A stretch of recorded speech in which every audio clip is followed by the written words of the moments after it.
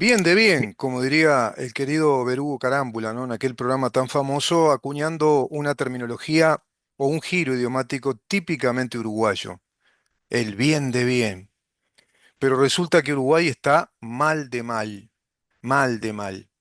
Este desbarajuste institucional, desde el punto de vista de los institutos que tiene nuestro Estado, como un supuesto Estado de Derecho, de acuerdo a esa ciencia que es el derecho, que todo lo concibe de acuerdo a disciplinas específicas, científicas, jurídicas, llamados institutos. El Instituto Penal, el Instituto Civil, el Instituto Comercial, el Instituto Laboral, el Instituto de las Relaciones Internacionales, el Instituto Penal, el Instituto Procesal, y evidentemente todo eso está configurado, ordenado por ese gran ordenador de la casa, por ese disco duro que es la Constitución, esa ley suprema por encima de todas las leyes. Todo eso está desconfigurado de acuerdo a este proceso revolucionario de guerra civil legal que vienen perpetrando las izquierdas organizadas en el Foro de San Pablo a través de la historia de todos nuestros países en América Latina y el Caribe, asumiendo la doctrina marxista-leninista de la Escuela de Frankfurt a partir de aquel llamado neomarxismo, que en definitiva es una nueva estrategia que asume los principios revolucionarios de Antonio Gramsci, es decir, culturizar, es decir, que convertir a una cultura ideológica revolucionaria nuestras instituciones, culturizar a la población respecto al Instituto del Derecho Penal, al Instituto del Derecho Financiero, al Instituto del Derecho Comercial, al Instituto Procesal, etcétera, al Instituto del Derecho Administrativo, cómo organizar la administración de nuestro Estado. Todo eso que ya está bien de bien, que está configurado por la Constitución, que está muy bien concebido, bueno, lo destruyeron. Porque si algo caracteriza precisamente al comunismo es destruir lo que funciona bien. Porque lo que funciona bien es lo que ellos quieren destruir. ¿Y qué es lo que funciona bien? Un Estado de derecho cuyo modelo político es la democracia republicana. Entendamos, no. El Estado de Derecho es la sustancia, es la ingeniería jurídica, es la ciencia jurídica que le da sustento y base a una unidad nacional para que funcione de acuerdo a las libertades que deben ser personales, individuales y familiares. Justus, el término en latín, un término latino, un giro latino, es decir, desde el latín, quiere decir lo que a cada quien le pertenece por mérito propio. De ahí la palabra justicia. La ciencia jurídica estudia el justus, es decir, lo que le pertenece a cada quien por mérito propio, pero sobre la base de otro instituto que es sempiterno, es eterno, es ancestral, como lo es la isonomia iuris. ¿Qué quiere decir esto? Es el principio de la igualdad ante la ley. Solo bajo el principio o el instituto de la igualdad ante la ley, esto quiere decir que todos nosotros en calidad de ciudadanos y habitantes de un Estado de Derecho, tenemos conferidos, tenemos reconocidos y prescriptos que somos iguales todos ante la ley de nuestro Estado, ante lo que el Estado legisla, de acuerdo a esa fuente legitimadora original que es el principio universal del derecho de la igualdad ante la ley.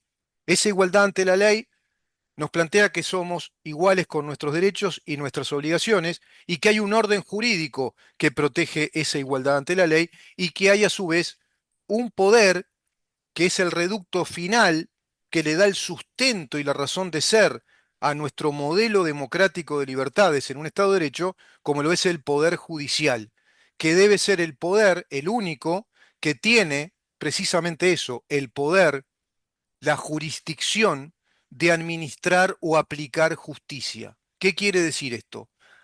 Aplicar quiere decir interpretar de alguna manera la ley para el caso concreto y la única autoridad que puede hacer eso es un juez, es el juez.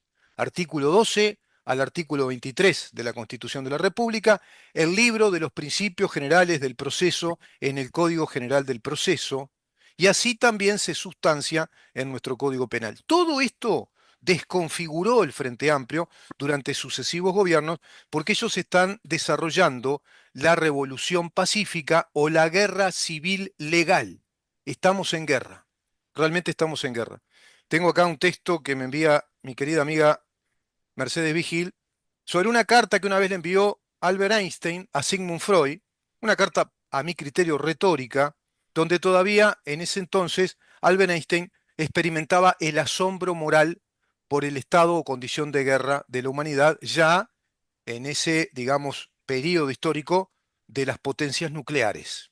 Estamos en un mundo donde hay potencias nucleares que plantearon una nueva configuración mundial a partir del desarrollo del armamentismo nuclear y se supone que son armas de disuasión entre las grandes naciones que son potencias tecnológicas militares que de alguna manera van conduciendo las riendas históricas de nuestra civilización. Hoy en guerra, dos modelos, dos modelos, dos modelos. Modelos totalitarios, Rusia, China, Corea del Norte, Irán, socioestratégico, digamos, coyuntural, con su yihadismo islámico, totalitario, teocrático, y un modelo socioeconómico socialista. Son regímenes totalitarios. Tenés la autocracia de Putin, que pretende reconfigurar el mandato histórico de Catalina la Grande y de Stalin, es decir, hacer de Rusia otra vez una gran nación dentro de toda la Europa del Este y parte de Asia.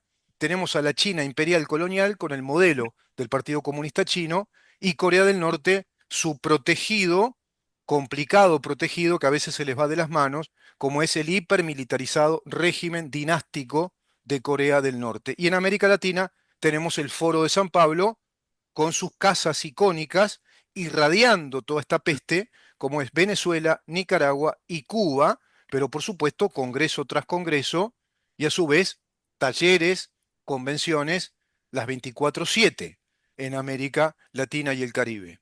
Y por otro lado, un poder político en nuestros países que no responde en la exacta medida a esa revolución que se está perpetrando contra nuestros modelos de estados soberanos de derecho, cuyo modelo político, artículo 82, artículo 72 de la Constitución, es república democrática. Se ha prácticamente desbaratado ese modelo y hay una especie de simulacro en formalismos que el Frente Amplio a su vez utiliza, va usufructuando de acuerdo a esa guerra civil legal, pero luego no reconoce. Por ejemplo, el referéndum que se hizo sobre los 135 artículos de la LUC, que ahora el ministro actual de Trabajo, integrante del Partido Comunista, secretario ejecutivo otrora del partido, secretario también del PCNT, plantea modificar ese artículo, si no me equivoco, creo que es el 392, que está reglamentado por un decreto reglamentado que fue legislado, en el que se plantea que la ocupación no es una extensión del derecho de huelga, todo lo contrario, sino que le da inclusive un mandato al Ministerio del Interior y a los fiscales si apenas hay una denuncia de algún empresario, empresa o propietario que se ve afectado por una ocupación que desobedece lo que la ley ahora establece, bueno, deberán ser desalojados porque la ocupación se considera un delito. Sin embargo, por reglamento, por un decreto presidencial, pretenden derogar la disposición de la LUC, que recordemos es una ley muy particular, porque en ese articulado, en esos 135 artículos que se sometieron a referéndum, está este artículo. Por lo tanto, tiene una fuerza refrendal, tiene fuerza de Mm. referéndum. El soberano emitió su opinión, artículo 4, artículo 5 de la Constitución, y está por encima de cualquier ley, de cualquier ley incluso. Y acá es peor, acá hablan inclusive de un decreto presidencial. La única manera de derogar este artículo es a través de otro referéndum. Es por el mecanismo de la democracia directa que por esa estatura refrendal del referéndum se deroguen estos 135 artículos o lo que ellos quieran que la población decida derogar. Pero te agrego algo más y después le doy la palabra al doctor Conrado. Una ley de urgente consideración no es pasible de ser sometida a referéndum porque se trata de una ley de urgente consideración que junto a la ley presupuestal y a la ley de la seguridad social no son pasibles de ser sometidas al recurso de la democracia directa, vía referéndum en este caso, pero lo hacen igual. Pero a su vez, también el resto del sistema político no dice nada. La Corte Electoral no dice nada, la Suprema Corte de Justicia no dice nada. Y me quedé pensando en una cosa, Conrado, gracias por estar, que en otro momento lo podemos tratar, que es respecto a la gravísima y lesiva ley del nuevo Código del Proceso Penal, pero queda para la próxima, que es ¿por qué no resolvieron los abogados de este país iniciar acciones de inconstitucionalidad y someter a la Suprema Corte de Justicia a través de una andanada y andanada de acciones de inconstitucionalidad para presionar luego el Poder Legislativo como corresponde y que tome cartas en el asunto sobre los argumentos jurisprudenciales? Por lo menos haber puesto en un brete a la Suprema Corte de Justicia. Sé que tiene color siempre el color partidario del gobierno que está, y si el gobierno no manifiesta voluntad política de modificar eso, la Suprema Corte de Justicia hace algo así como hacían los senadores romanos, mutis per il foro, miran para el otro lado, no hacen nada. Y capaz que hubieran declarado que es constitucional el nuevo Código de Proceso Penal, estaba hacia el BUR. Pero mirá qué pregunta me surge, ¿no? Me vino ahora, ¿eh? ¿Cómo te va, Conrado? Pero te enteraste de esto ¿Cómo andás, Rubén? te enteraste de esta especie de confinamiento en ese círculo interno de la triple presidencia que les plantea Juan Castillo de por decreto que se regule la ocupación como una extensión del derecho de huelga, desobedeciendo claramente la disposición de la LUC y del decreto reglamentario, ¿no? Bueno, a ver, primero hay una escala de jerarquía de las normas. Está la famosa pirámide de Kelsen, Exacto. de la que hemos hablado en algunas oportunidades. Por supuesto, la ley está por encima de un decreto, ¿no? Claro. Y un decreto no puede derogar una ley. Eso también está muy claro. Está en la Entonces, la, tapa del la libro. ley es la que establece la legitimidad de las ocupaciones, es la que establece el amparo a aquellos trabajadores no huelguistas para poder ingresar a sus lugares de trabajo. Es el que también ampara el ejercicio constitucional del derecho de huelga, porque en definitiva Sí. hay una disposición constitucional en ese sentido. Y es el que ampara también la posibilidad de que los dueños en este caso, de los emprendimientos, de las empresas, también puedan ingresar a sus lugares de propiedad, ¿no? Entonces, un decreto no puede ir en contra de estas normas, algunas de ellas de origen constitucional, entre las que está el ejercicio de la huelga, pero también en la que está el derecho de la propiedad. Mm, Y claramente sería totalmente ilegal e inconstitucional ese decreto. claro, claro. Así que, bueno, vamos a ver cómo, Comportaría cómo, incluso, Conrado, cómo- comportaría un vicio de nulidad, ¿no? Sería un acto administrativo viciado de nulidad, incluso, con No, no, sin usurpación de duda. funciones, ¿no? Con usurpación de funciones, o un acto administrativo impropio. Ahora, Obviamente podía ser llevado por, al, por al- la al vía tribu- recursiva por la vía al recursiva, TCA. claro, exacto, al tribunal. Ahora, esperemos que no se llegue a ese extremo. Pero diste tres razones, ¿no? Hay tres razones fundamentales, lo que se llama el espíritu de la ley o la ratio legis, de esta normativa que ampara tres derechos eliminando, es decir, deslegitimando el supuesto derecho de ocupación. Es la protección del derecho de propiedad, que está en la Constitución, artículo Exacto, 7, artículo 32, artículo 36. La legítima actividad, la lícita actividad empresarial, comercial, artículo 36.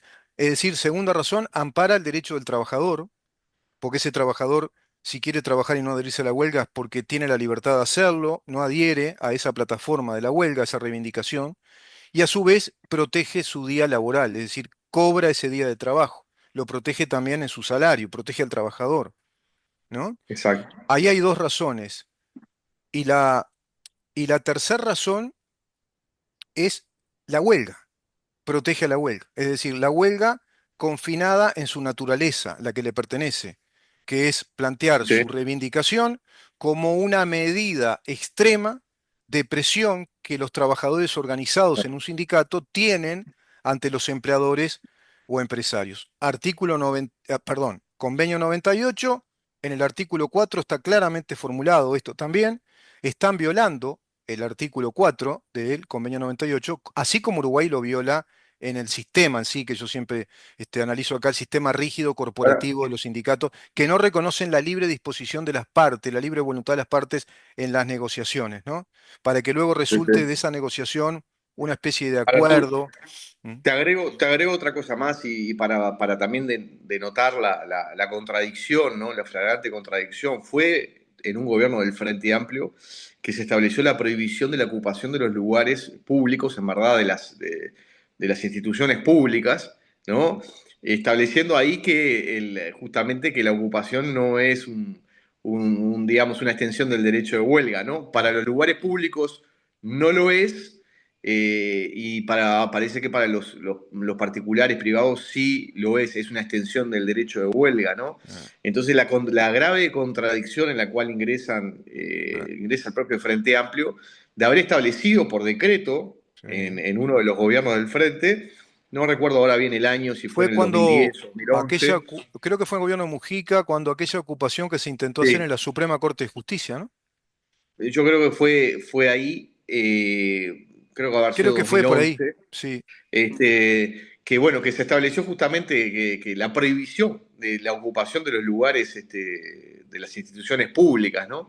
mm, Entonces, bueno, nuevamente, bueno, si se intenta ir a contrapelo de lo que establece las normas, de lo que establece la costumbre de nuestro país, o sea, las tradiciones de nuestro país, y se va en contra de lo que es la convivencia pacífica, de alguna claro, manera, ¿no? claro, Porque si se habilitan las ocupaciones, obviamente se va contra derechos de otras personas y sí. justamente afecta a la convivencia, ¿no? En sociedad. Esa, Entonces, estas cosas esa, son las cosas esa, preocupantes. esa doble vara que estás planteando muy bien con puntualidad histórica caracteriza al Frente Amplio y eso genera mucha desestabilidad institucional, genera ese estado de guerra interna, no pacifica, sino todo lo contrario, genera rispidez, extensión, porque no puede un Estado sobrevivir como un Estado racional con esa tradición uruguaya.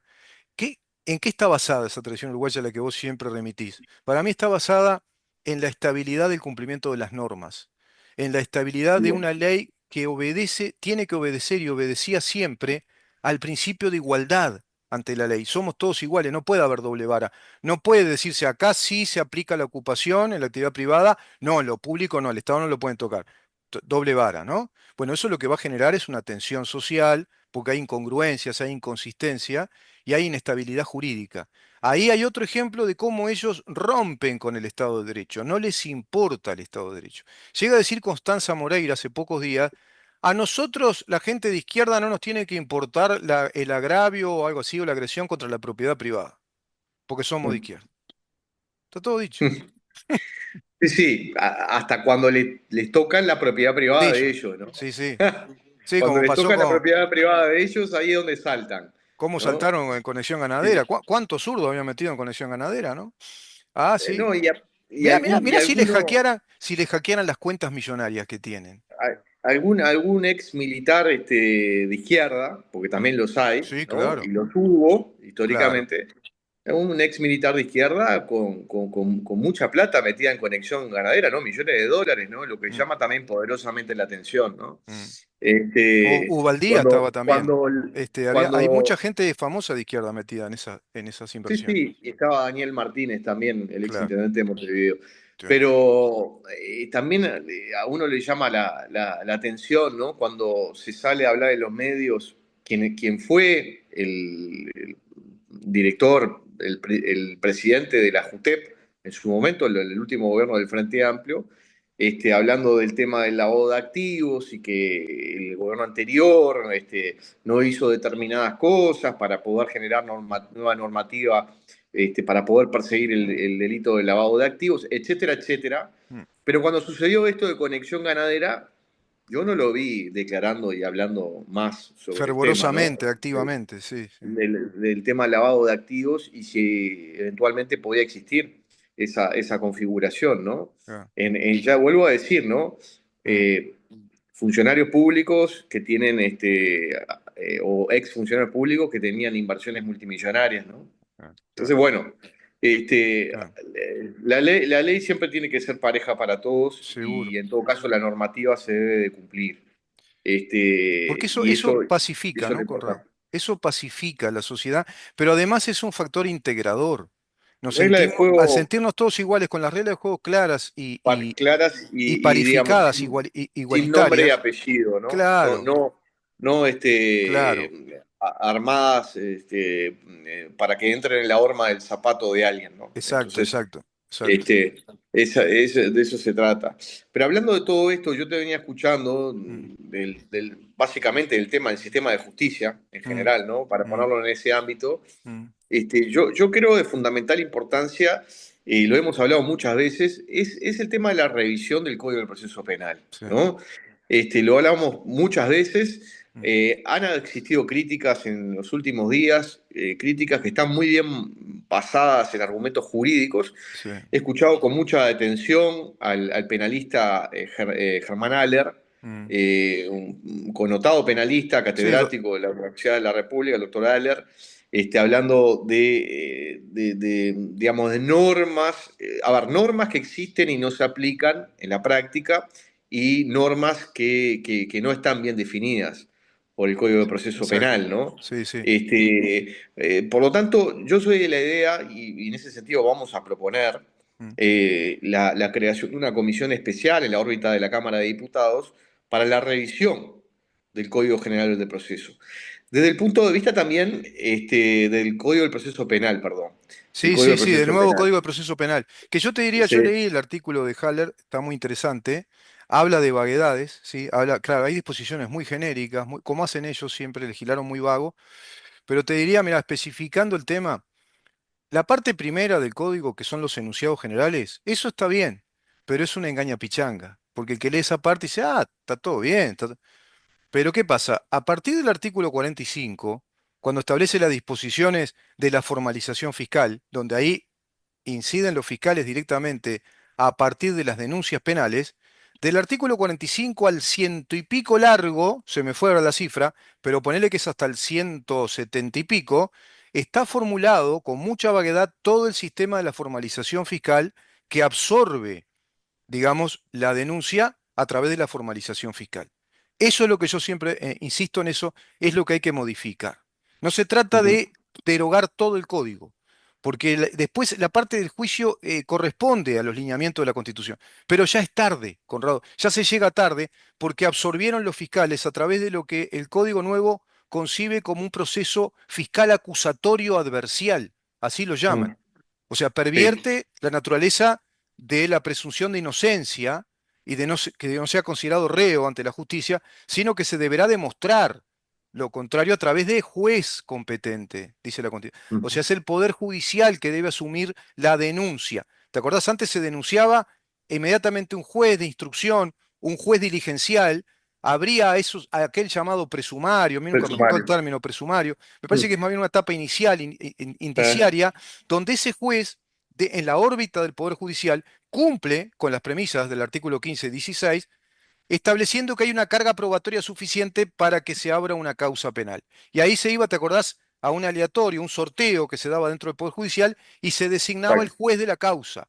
Entonces, ese juez tiene que ser imparcial, no conocer a las partes, asumir por primera vez la causa y es el único que tiene la autoridad para determinar medidas cautelares que priven de libertad o para establecer sentencia condenatoria que prive de libertad al presunto inocente, porque no olvidemos que estamos en un Estado de Derecho que nos protege en el derecho fundamental de la libertad. Por lo tanto, el juicio penal es un juicio que debe ser muy celoso, muy cuidadoso de la libertad de todos hasta que se demuestre que esa persona cometió el crimen, cometió el delito. Y ahí sí debe ser penalizado porque violó el derecho del otro, porque violó el pacto, el contrato de convivencia pacífica. Eso dice la Constitución, eso es lo que está violado, porque ahora absorben los fiscales y dependemos de que el fiscal determine qué es lo que va a investigar, a quién va a investigar, cómo va a investigar, cómo instruye a la policía y tiene que llegar a la acusación o no. Solo a partir de la acusación fiscal recién el juez toma conocimiento, sin haber investigado, sin acceder a la prueba, sin acceder a los testigos, al acusado, y solo se atiene a lo que formalizó el fiscal acusando ante un juez que le llama de Ujú. homologación o de conocimiento. Es casi como un escribano que prácticamente le da el ropaje de sentencia a lo que ya cocinó el fiscal. Y agreguémosle Totalmente. el juicio abreviado. Agreguemos el juicio abreviado, te agrego esto para que lo tomen en Te lo cuenta, he dicho varias que veces. agrede el artículo 20 de la Constitución. Directamente Sí. agrede, contradice el artículo 20 que dice, quedan abolidos los juramentos de hecho propio en toda causa. criminal. Quedan abolidos los juramentos de hecho propio y que el acusado sea considerado reo, asumiendo el principio de inocencia. Abolido, dice Sí, la Constitución, es decir, no tiene sí, sí, sí. valor institucional jurídico. Y Sí, ahora el sí, juicio sí. abreviado lo que hace es negociar la confesión. No, claro, justamente, sí, sí, se termina pidiendo la confesión para, por ejemplo, con una presión y una extorsión grande, mirá, si no te declaras culpable, igual te voy a decretar Una una prisión pena, preventiva durante 180 días, sí, vas a estar en prisión, y si arreglamos ahora, te doy 6 meses a libertad prueba, vas a estar libre, ¿no? tobillera, capaz. Y Sí, después, sí. capaz que alguna medida sustitutiva. Mm, Entonces la persona dice, bueno, a ver, en vez de esperar en prisión 180 días para demostrar mi inocencia, ¿no? claro, Este, y después ir a un juicio oral y público que puede durar 2 años, bueno, claro, arreglo claro, con el fiscal, me declaro culpable, claro. pero es lo que hemos dicho muchas veces, Sí, ¿no? sí, ¿Dónde sí, está sí. la verdad material de lo que ocurrió, ¿no? Exacto, No, exacto. no hay una intención de descubrir la verdad material, No, sino la única intención es a ver a quién podemos culpabilizar y quién, exacto. en definitiva, cumple una pena, Y ¿no? Y entonces ahí están manejamos invertidos. una estadística de cuántos la justicia descubrió como delincuentes cuando no es verdad, por lo que está diciendo, porque bajo extorsión, bajo esa presión, estadísticamente se da que el 95% resuelven ir al juicio abreviado o a esa negociación para evitarse esa condena, ¿no? Esa medida cautelar de meses, o si no directamente le dice, mirá, te voy a acusar de tal delito que es grave y vas a recibir una sentencia y vas a tener que cumplir la pena efectiva, que incluso ahora está dentro de la LUC, la efectiva condena. Entonces van por ese lado. Y por otro lado lo que decís, es decir, no contamos con las garantías probatorias, porque en el juicio, de acuerdo al debido proceso que instruye la Constitución y así el Código General de Proceso, el juez se debe a la carga probatoria suficientemente avalada desde todo el aporte probatorio. Hay contraprueba, hay cotejo de prueba, hay contienda probatoria y hay pericia probatoria. Es decir, Sí, hay sí. evaluación técnica pericial de acuerdo al caudal probatorio que el juez va a recibir. Por lo tanto, la sentencia va a ser el resultado, ¿te acordás de aquella etapa de prueba, que es la que te da las verdaderas ganas? Este es el corazón de Bueno, todo el proceso. justamente en la etapa, digamos, de recoger las pruebas, yo tuve la suerte de poder ir a clase de procesal segundo, donde ahí se trata Sí, sí, el proceso penal, sí. ¿no? Con el doctor Luis Torello, quien fuera presidente de la Suprema Corte de Justicia, y Tuvimos el mismo realmente profesor, una eminencia, era una eminencia. Él hablaba del juez de garantías, claro. de establecer jueces de garantías. Creo que ponía como ejemplo en el derecho chileno, ¿no? Ajá, Pero un juez de garantías que hiciera las veces de cotejo para poder cotejar esa prueba que estaba siendo recogida por el fiscal sí, en un sistema acusatorio, pero ir cotejando y de alguna manera generando el control de esa prueba, sí, ¿no? sí, Y después cuando se llega de alguna manera a la acusación o al pedido de imputación, ya existen algunas medidas de ese juez de garantía que justamente da garantías de que, sí, de que esas pruebas son idóneas, ¿no? exacto, exacto. Y que no son pruebas ni inventadas ni nada que se Sí, le parezca. Entonces, yo creo que es una de las cosas que adolece justamente el código, porque el sí. juez que termina de alguna manera homologando los juicios abreviados o el juez que tiene que Homologar la definir, acusación. Viste que definir la una medida acusación, cautelar. claro, la acusación o puede ser planteando una medida cautelar, se supone en su mayoría es facultativa del juez decidir o no, pero prácticamente homologa porque el juez no estuvo encima de Exacto, no nada, estuvo, no no, no, no, tiene, no tiene elementos probatorios, ¿no? O sea, no se pudo hacer debe, control de esa prueba. claro, se debe al dictamen de un fiscal bajo esa especialidad fiscal, ese otro Exacto. concepto, ¿no? El de la especialidad fiscal, donde nadie se puede entrometer con toda la investigación del fiscal en esa carpeta que lleva Es así. secreta, secreta Sí, sí. relativa, porque en el caso, ¿te acordás de Gabriela Fossati? De secreta no tenía nada la carpeta. Eduardo Preve, Sí, dale, dale que te dale con la filtración de las carpetas de Fossati, ¿no? Otra sí, sí. contradicción tremenda, ¿no? De una prensa militante de izquierda que violaba Totalmente. abiertamente, y no pasó nada con Eduardo Preve, ¿viste? ¿no? No, Violó una disposición legal de que no, es inviolable el secreto y la especialidad fiscal. Se violó abiertamente el secreto y la especialidad fiscal. Pero me parece no que es sé. interesante seguir con este tema, Conrado. Pero yo creo Y que, como conclusión, sí, Rubén, con todo lo que ha pasado en estos últimos años, y no voy solamente a estos últimos casos que no, son no, que están resonando, sino con todo lo que ha pasado, y tú lo has hablado desde que te años. conozco, Sí, desde hace unos cuantos años, yo creo que es hora de evaluar de cómo ha funcionado el Código de Proceso Penal y sí, ver qué normas hay que revisar. Y por perfecto. eso yo creo que sería bueno, por eso vamos a plantear una comisión especial Ujú. para que trate este tema. Bien, Creo bien, que bien. Sí, es la cantidad de tiempo suficiente como para poder sí, evaluar sí. si esto está funcionando bien o está funcionando mal, ¿no? Y a qué nivel estropea el Estado de Derecho y el debido proceso, que es lo que importa. Y Las garantías. formular un proceso de garantías modernizado, que era una idea original que se desvirtuó en esto, en este fiscalismo. Pero te invito a que lo revises en los primeros artículos, los enunciados, y Sí, llegues al 45 y un poco más, te vas a acordar de mí y te va a desprender una sonrisa sornástica, porque es increíble la trampa que metieron ahí, es increíble. Al principio parece que es el reino de las maravillas, porque enuncia todos los principios generales del debido proceso, pero cuando empieza la parte instrumental, que es con el fiscalismo, se terminó todo eso y reaparecería teóricamente con el juicio ordinario posterior oral ya todo cocinado, es muy tarde. sí, sí, sí, Gracias, Conrado, por esto y seguimos sin duda. conversando el viernes que Seguimos viene sobre conversando este como tema, siempre. la ausencia de proyecto que nos quedó pendiente, creo que sigue la Eh, ausencia de proyecto legislativo de este gobierno y cualquier novedad. También está el ransomware, viste, el tema delicado que hay ciberataques a Uruguay. Desde eh, la OEA hay un informe, estaría bueno tratarlo también, tengo el informe, después te lo paso, un informe de bien. 70, parece, de personas que están trabajando fuertemente como hackers contra el sistema financiero uruguayo. Mirá qué tema hay ahí, ¿eh? Qué tema. Gracias, Conrado, por estar con nosotros. Muchas gracias a ti, como siempre, Rubén. Un fuerte abrazo para toda la audiencia y para vos, buen fin de semana. Igual para vos, ¿eh? Y toda tu familia. Nos vemos el viernes que viene.